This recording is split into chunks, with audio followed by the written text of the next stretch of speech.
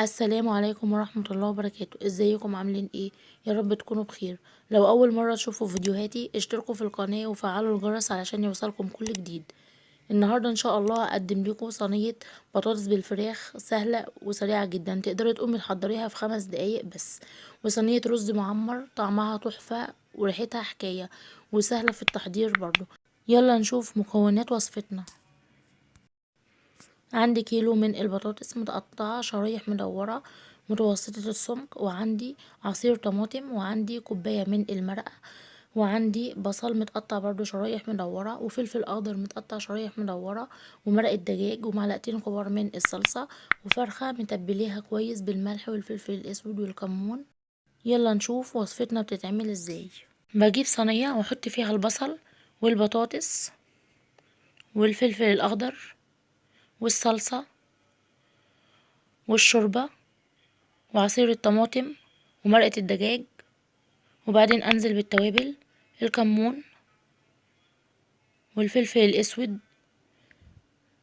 والملح ومعلقة صغيرة من السكر علشان تعادل حموضة الصلصة، وبعدين اقلبهم كويس مع بعض، وارص على وشهم الفراخ اللي انا متبلاها كويس، وادهن وش الفراخ بصلصة علشان وشها يحمر.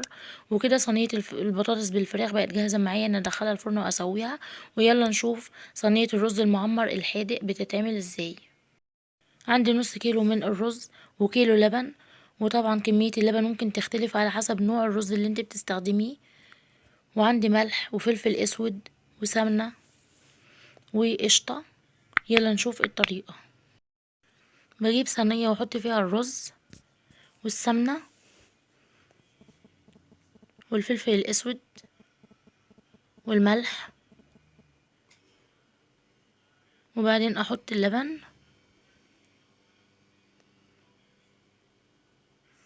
واقلبهم كويس مع بعض،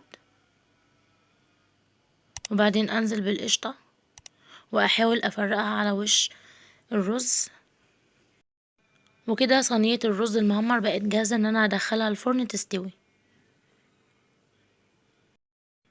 وده شكل صينية الرز المعمر الحادق بعد ما استوت. ما شاء الله شكلها جميل جدا، ومش هحكيلكوا بقى الطعم والريحة، بجد حاجة تحفة وطعمها جميل جدا ومش بتاخد وقت خالص في تحضيرها. وده شكل صينية البطاطس بالفراخ، ما شاء الله جميلة جدا. شايفين مستوية ازاي؟ منظرها اصلا تحفة. شايفين البطاطس مستوية ازاي؟ ما شاء الله بجد ريحتها وطعمها حكاية، وتحضيرها سريع جدا، في 5 دقايق تقدري تحضريها. وصفتنا النهاردة كانت سهلة وسريعة وجميلة جدا، وتقدري تعمليها في اي عزومة وهتشرفك بجد، لان طعمها بيكون تحفة وحاجة كده جميلة. لو عجبتكم وصفة النهاردة ما تنسوش تشتركوا في القناة وتفعلوا الجرس علشان يوصلكم كل جديد.